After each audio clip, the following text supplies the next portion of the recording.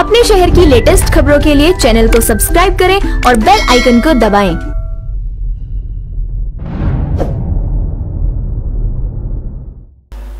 नमस्कार, मैं कहकशा, स्वागत है आपका हुंकार 24/7 न्यूज में। बिहार विधानसभा चुनाव 2020 के लिए एनडीए से एलजेपी के अलग होने के बाद आखिरकार मंगलवार को बीजेपी और जेडीयू के बीच सीट बंटवारे का ऐलान हो गया है। 2015 को छोड़कर पिछले 1.5 दशक में बीजेपी और जेडीयू ने मिलकर चुनाव लड़ा है, लेकिन ये पहली बार है जब सीट शेयरिंग में बीजेपी को बिहार में जेडीयू से ज्यादा विधानसभा सीटें मिली हैं, जबकि इससे पहले तक नीतीश कुमार की पार्टी ज्यादा सीटों पर चुनाव लड़ा करती थी। बिहार की कुल 243 सीट पर एनडीए की सीट शेयरिंग फॉर्मूले के तहत बीजेपी को 121 और जेडीयू को 122 सीटें मिली हैं। हालांकि नीतीश कुमार अपने कोटे से 7 सीटें जीतन राम मांझी की हिंदुस्तानी आवाम मोर्चा को दे देंगे। इस तरह से जेडीयू 115 सीटों पर चुनाव लड़ेगी। वहीं बीजेपी अपनी 121 सीटों में से मुकेश सहनी की विकासशील इंसान पार्टी को कुछ सीटें देगी, लेकिन कितनी सीटें देंगे ये साफ नहीं है। इसके अलावा ये भी माना जा रहा है कि मुकेश सहनी के प्रत्याशियों को अपने चुनाव निशान पर भी लड़ा सकती है। इस तरह से बीजेपी सभी सीटों पर अपने चुनाव चिन्ह पर चुनाव लड़ लेगी। नीतीश कुमार और बीजेपी का गठबंधन तो ऐसे 2.5 दशक पुराना है। 1996 में दोनों पार्टियों ने हाथ मिलाया था, लेकिन बिहार में पहली बार 2005 में एक साथ आए थे। इस तरह से जेडीयू और बीजेपी ने बिहार में अभी तक मिलकर 3 बार चुनाव लड़े हैं और हर बार सीट बंटवारे में नीतीश कुमार की पार्टी को बीजेपी से ज्यादा सीटें मिली, लेकिन इस बार पासा पलट गया है। हालांकि नीतीश कुमार ही एनडीए का चेहरा होंगे और चुनाव में बीजेपी और जेडीयू में सीट किसी को भी ज्यादा मिले, लेकिन सीएम नीतीश ही बनेंगे।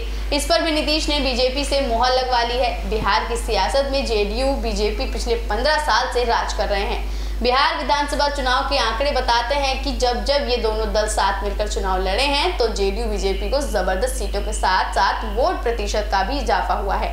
जीतन राम मांझी के 8 महीने का कार्यकाल छोड़कर पिछले 15 सालों से नीतीश कुमार बिहार के मुख्यमंत्री बनते आ रहे हैं। फरवरी 2005 में बीजेपी जेडीयू पहली बार एक साथ चुनाव लड़ी थी। बिहार की 243 सीटों में से जेडीयू ने 138 सीटों पर उम्मीदवार उतारे थे, जबकि बीजेपी 105 सीटों पर चुनाव लड़ी। जेडीयू को 57 सीटों पर विजय मिली थी, जबकि बीजेपी 37 पर जीत दर्ज की थी। वहीं आरजेडी ने 81 सीटें जीती थी, जबकि एलजेपी 178 सीटों पर चुनाव लड़कर 29 सीटें जीतकर किंग मेकर बन गई थी। उस वक्त रामविलास पासवान की ये बात बहुत मशहूर हुई थी कि सरकार बनाने की चाबी उनके पास है। हालांकि एलजेपी ने 2005 में किसी भी दल को समर्थन नहीं दिया था, जिसके कारण राज्य में 6 माह राष्ट्रपति शासन लागू करना पड़ा था। बिहार में राष्ट्रपति शासन के बाद अक्टूबर 2005 में दोबारा से विधानसभा चुनाव हुए। ऐसे में 243 सीटों में से बीजेपी 104 सीटों पर चुनाव लड़ी और जेडीयू 139 सीटों पर अपने प्रत्याशी उतारे थे। इस तरह से जेडीयू बीजेपी से ज्यादा सीटों पर चुनाव लड़ी। जेडीयू को 55 और बीजेपी को 78 सीटों पर जीत मिली थी। एनडीए गठबंधन ने 141 सीटें जीतकर प्रचंड बहुमत के साथ सरकार बनाई थी और एलजेपी की सत्ता की चाबी की अहमियत खत्म कर दी थी। हालांकि 2017 में नीतीश कुमार महागठबंधन से नाता तोड़कर एनडीए के साथ हाथ मिलाकर मुख्यमंत्री बन गए। अब 2020 में जेडीयू बीजेपी एक साथ मिलकर चुनाव लड़ रही है, लेकिन इस बार नीतीश कुमार पहले 3 चुनाव की तरह बड़े भाई की भूमिका में नहीं है, बल्कि बीजेपी अब उनसे ज्यादा सीटों पर चुनाव में ताल ठोकने जा रही है।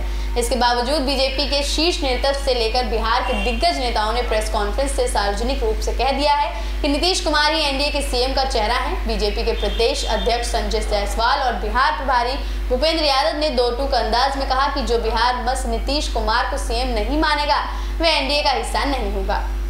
तो अब देखना है कि इस बार के चुनाव में जीत हासिल होने के बाद क्या वाकई नीतीश कुमार ही दोबारा से मुख्यमंत्री बनते हैं या नहीं। बने रहिए हुंकार 24/7 न्यूज के साथ।